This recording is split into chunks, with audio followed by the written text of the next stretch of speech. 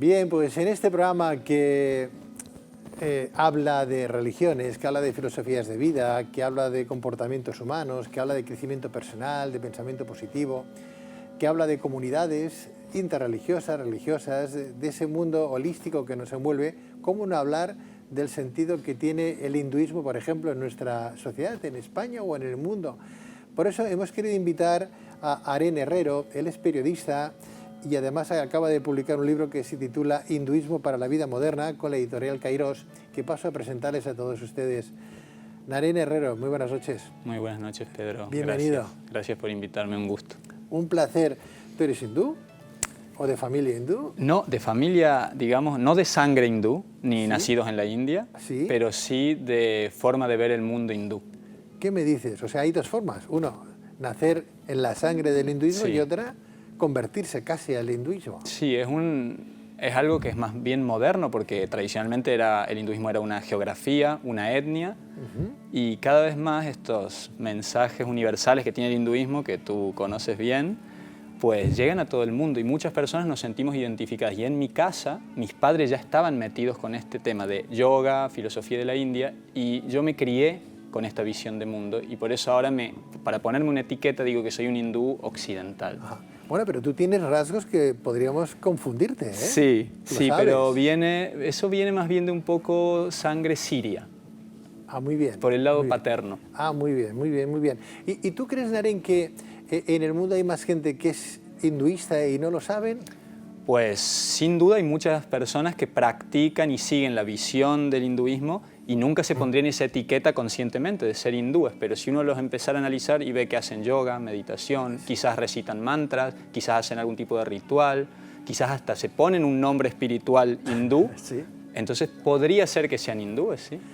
Fíjate que hablábamos ahora, antes de que entraras en plató, ¿no?, de que el presidente de la Federación Española, Hinduista Española, ¿no?, que es muy amigo de este programa, me dijo un día: te voy a hacer una ceremonia de fuego y te voy a dar un nombre que es Bayudas, ¿no? Yo no soy hinduista, pero según tus palabras podría serlo sin yo saberlo también. Bueno, por supuesto, si tú no quieres serlo, no eres, pero muchas prácticas como este. El nombre espiritual tiene muchos sentidos. Para ti puede servir como una ayuda en tu camino espiritual, aunque no te califiques como hindú, por supuesto. Entiendo. ¿Hay mucho occidental que ya se considera o está dentro de esa práctica hinduista? Sí, muchísimos, ¿Sí? muchísimos. ¿Cada vez más? Cada vez más. ¿Por qué? Porque el paradigma occidental moderno es materialista, se limita a lo que vemos, lo que podemos medir, comprobar científicamente, y sentimos un vacío. A la larga sentimos un vacío y empezamos a buscar algo más. Y ese algo más en muchos casos está en Oriente. Y es por eso que cada vez más occidentales nos interesamos. Bueno, desde Juan Pablo II nos vienen diciendo el papado que por qué no miramos a Oriente. A lo mejor algo tendremos que aprender de ahí, ¿no? Seguramente. Eso no quiere decir que Occidente no tenga aspectos positivos, claramente, pero hay una tendencia, sobre todo en lo espiritual, a mirar a Oriente. Aren, tú que eres un entendido en la materia, ¿qué es lo que le falta a las comunidades occidentales, filosóficas, de creencias religiosas, etcétera, que tiene el hinduismo y que no ofrecen las demás corrientes? Lo que tiene el hinduismo es, por un lado, una visión sagrada de la vida.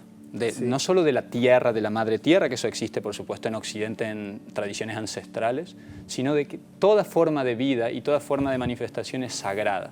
Entonces eso implica un posicionamiento de mucho respeto hacia la vida, hacia el mundo, y eso falta mucho en Occidente, creo, y eso es el punto inicial. ¿Respeto hacia los animales, por ejemplo?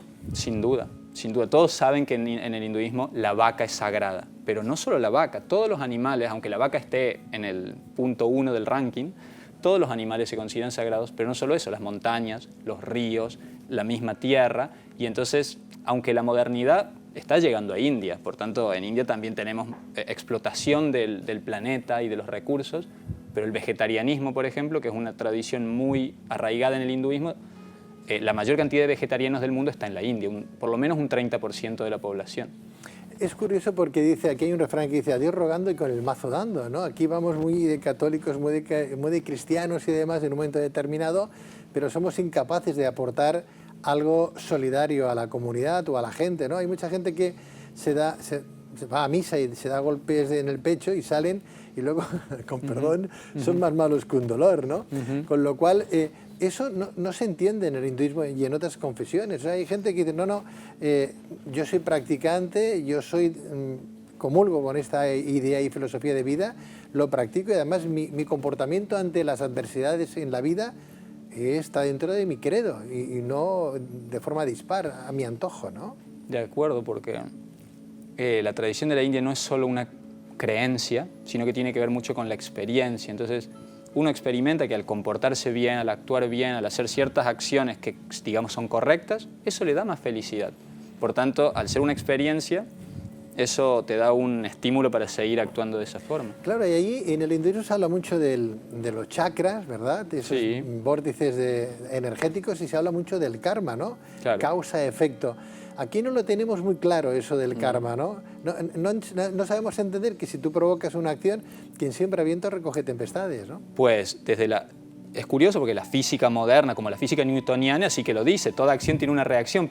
Y por más que eso parezca obvio en el plano material, a la hora de comportarnos pensamos que algo que decimos o que pensamos, incluso una acción que hacemos, no va a tener una reacción proporcional. Pero claro que eso entendemos que es una ley universal en el hinduismo. Claro, y hablando de leyes universales, Arem, desde el punto de vista del hinduismo, esa cosmovisión, ¿cómo se generó el mundo, por ejemplo?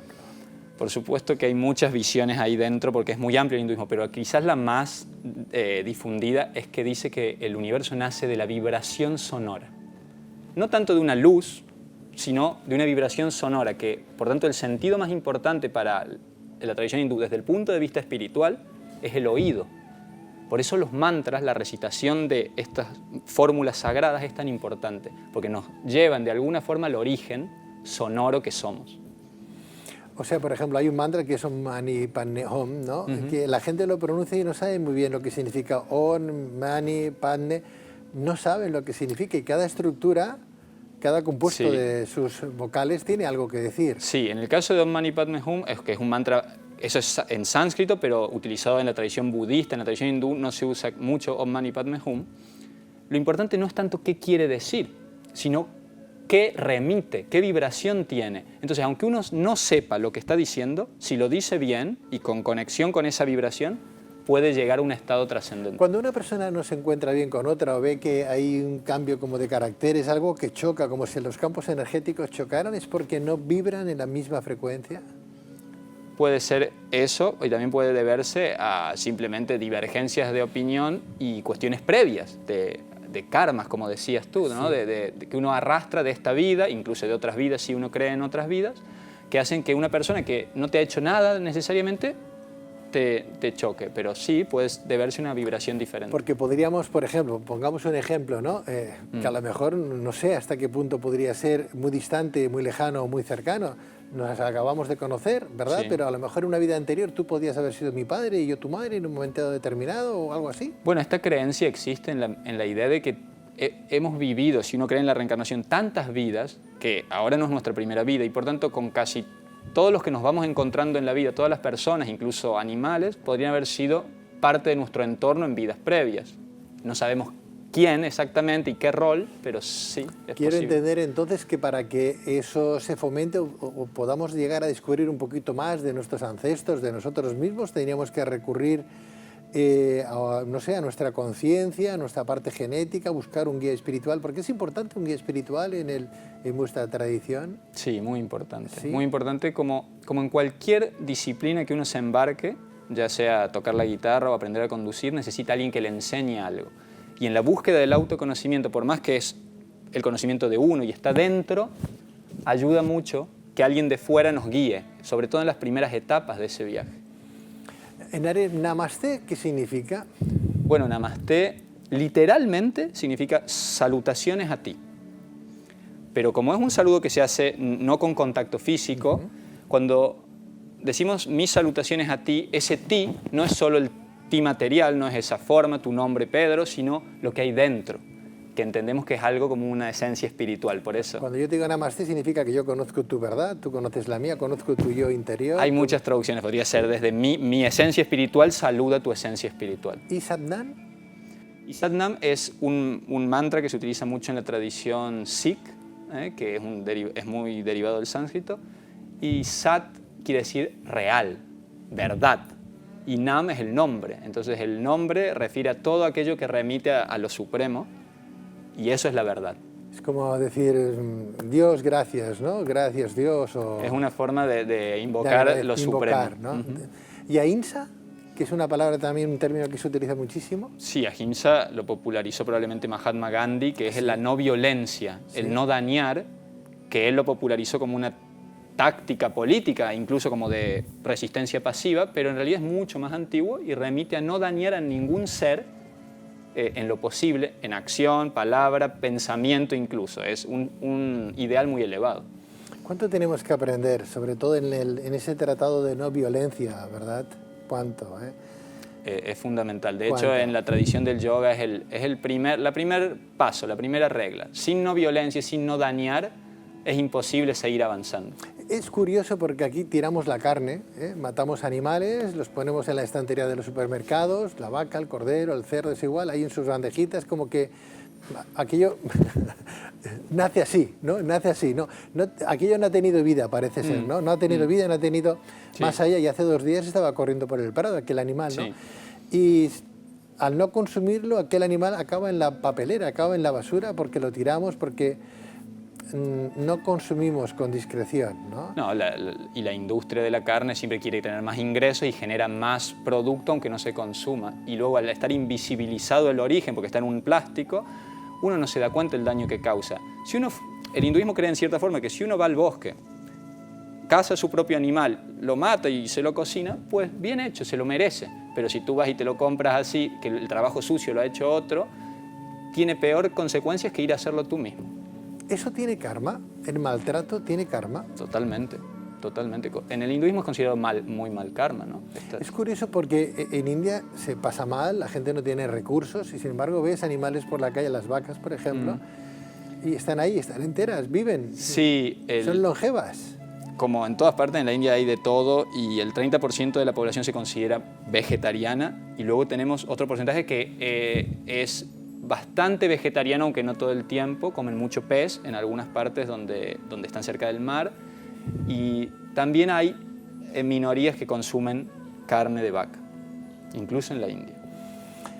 Un consejo sería, no vamos a convertirnos en veganos, que eso sería un extremo importante, pero ¿por qué no en vegetarianos, ¿no? Porque tenemos todos los ingredientes, todos los minerales, todas las vitaminas que están ahí, y no hace falta comer carne, y que además nos tomamos la adrenalina del animal cuando muere, que muere con miedo, y aquello queda ahí impregnado, esas hormonas están ahí en las moléculas de la carne y nos las tragamos nosotros, nos las comemos. Eso cree la tradición hindú. Por supuesto, si alguien no es vegetariano, lo que tiene que hacer es empezar a reducir su consumo de carne, no hace falta hacerlo de un día para otro, que es muy brutal, va reduciendo, come 1 vez o 2 a la semana y así hasta que quizás en un momento deja por completo, pero disminuir es un buen comienzo. ¿Qué voy a encontrar con tu libro, con este titular, Hinduismo para la vida moderna? ¿Dónde nos llevas? Pues la idea es que hay enseñanzas muy antiguas, tradicionales, pero que estamos en el siglo XXI. ¿Y cómo hacemos para aplicarlas ahora, con todos los cambios tecnológicos, sociales, pedagógicos, académicos que está habiendo?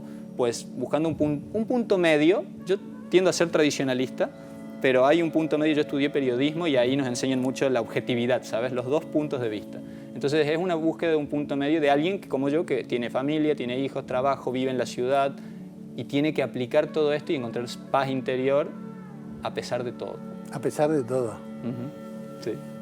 Encontrar la paz y la quietud interior a pesar del mundanal ruido que nos circunda.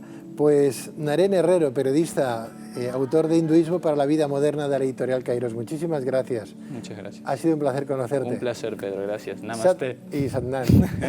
Buenas noches. Buenas noches.